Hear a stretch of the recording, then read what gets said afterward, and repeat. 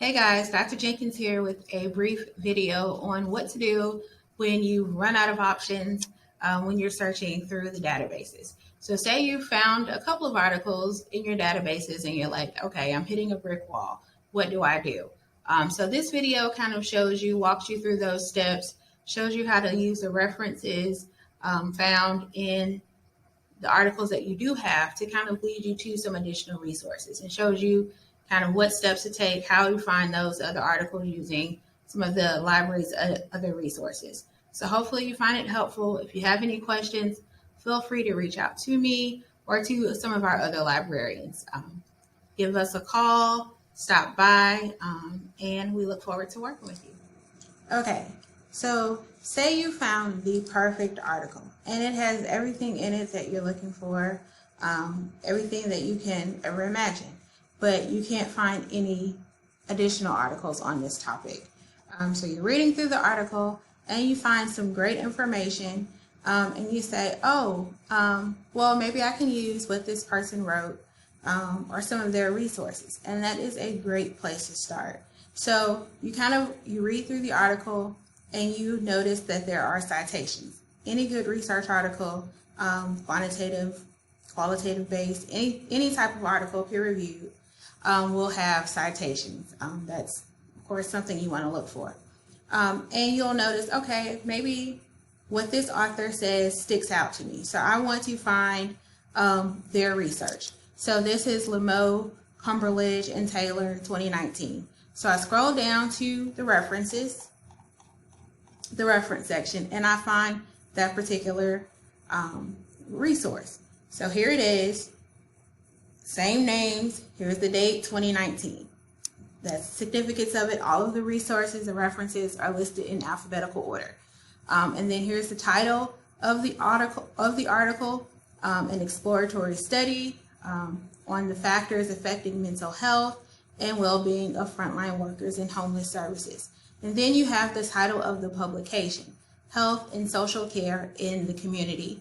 The volume of the publication, volume number 27, issue number 4, the page numbers that the article is found on, pages 367 through 378, and then the DOI number. So it's the way that you can kind of identify it without all of the other information.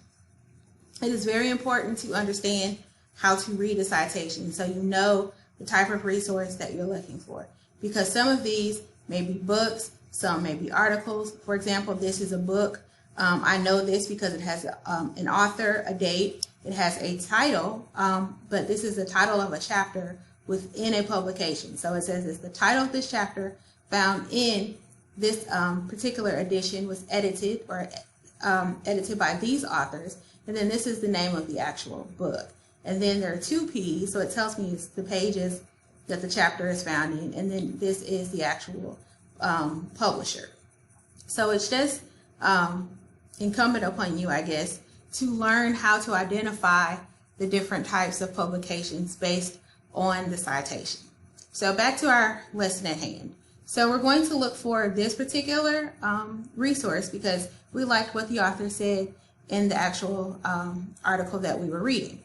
So how do we find it? Well, the first thing we need to do is find this publication. Where online is this resource located? So we have Health and Social Care in the Community. So the easiest thing to do is to go to the library's website, www.lib.alasu.edu, and click here where it says eJournals. So I'm going to go to eJournals.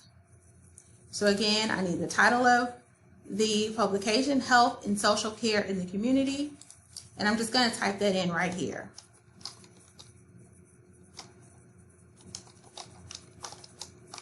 And I'm just going to type the first part of it.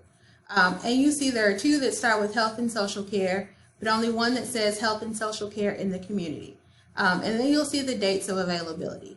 From 1998 until a year ago is available in 2 databases, and from 1997 to the present is available in 2 others. So that means our article that we were looking for was published in 2019, so we can choose any of these databases. So it's important that you remember what year your article was published in, so that you know if it's available online in any of our databases. And so keep that in mind. So we're going to just click on any of them. I'll go ahead and go with Academic Search Complete. And it goes right into the publication. So again, it said it was from 2019. So we just click on 2019, expand it. If we remember the volume and issue number, we can go ahead and click there. If we don't, we go back to our list of references. 2019, remember it said volume 27, issue number 4. All of this is key and very important. So volume 27, issue number 4, we click on it and it shows us all of the articles available in that particular issue of this publication. And it starts from page 1 and goes all the way to the last page in that particular issue. So you'll see that it's showing 1 through 10 on this page of 60. This article is on page, where are we? On page 367. So we have a ways to go. So if we scroll down, we'll see number 10 on this page only gets us to, well, it gets us to page 889. So we're working our way. If we don't know where it is, we can always just add in the title of the article. So the article's title is an exploratory study, and I'm just going to highlight it here and add it to our search. And hit search, and here is our article. The exact article from our original resource, and now we have the full text of this article. So now we have an additional resource, and we know that it's going to be helpful because we already saw that it was it was an added benefit to the original article that we already liked. And so then we can go ahead, we can select this article's title and do what we will. We can read the full text of the article. We can choose to print the article. We can email it to ourselves. We can save it and view it later. So the options are endless.